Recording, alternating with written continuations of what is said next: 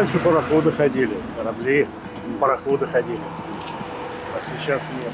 Зеленка все заросло. Я все-таки думаю, что полива было очень много, мне так кажется. По устью реки, по-моему, мне кажется, поливом очень много. Во-первых, нужно почистить. Нужно речку почистить, Урал. Наш Урал надо почистить, потому что он в таком состоянии. Вообще-то собираются давно его уже чистить, слышал я еще. Но пока нужно чистить. Во многих местах гибнет рыба. Вот эти сбросы неконтролируемые, которые отравляют воду. По сравнению как с теми годами, я так поняла, что был побольше там воды. А по поводу Твери, по-моему, каждый раз его что-то чуть чистят. Раньше он был много шаров. Невозможно было вплавь переплыть. Течение очень большое, сильное. А сейчас, ну вот такая глубина до середины доходишь свободно.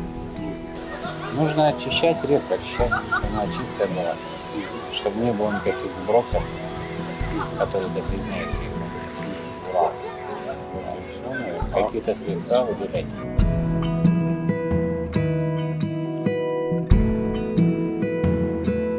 Ужаснейшее состояние, ужаснейшее. Вот, так что тут говорить. Когда раньше она была полноводной, они пели песни. Урал, Урал, река, глубока. Довели экология. Здесь надо разбираться серьезно. Это не только проблема Урала, это проблема Волги. Да. Ну что ж, мы хотим получать энергию, мы остались без рыбы. Безусловно, экологическая проблема на сегодняшний день по реке Урал является сложной. Это, в принципе, я думаю, что она характерна и для Западно-Казахстанской области. Обмеление, зарастание, берега, то есть и текущая экологическая ситуация, большое количество мусора скапливается на берегах. Эти вопросы не могут не интересовать, в том числе и общественность.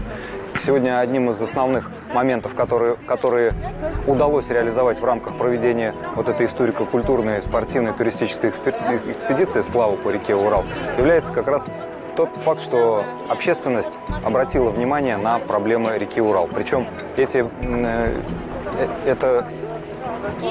внимание обращено не только на уровне двух сопредельных областей Западно-Казахстанской области и Оренбургской области, но нам, общественникам, удалось выйти и на межгосударственный, на правительственный уровень. То есть на одном из заседаний межгосударственном заседании была вручена такая петиция, обращение по тому, что на сегодняшний день волнует общественность в рамках экологическое состояние реки Урал.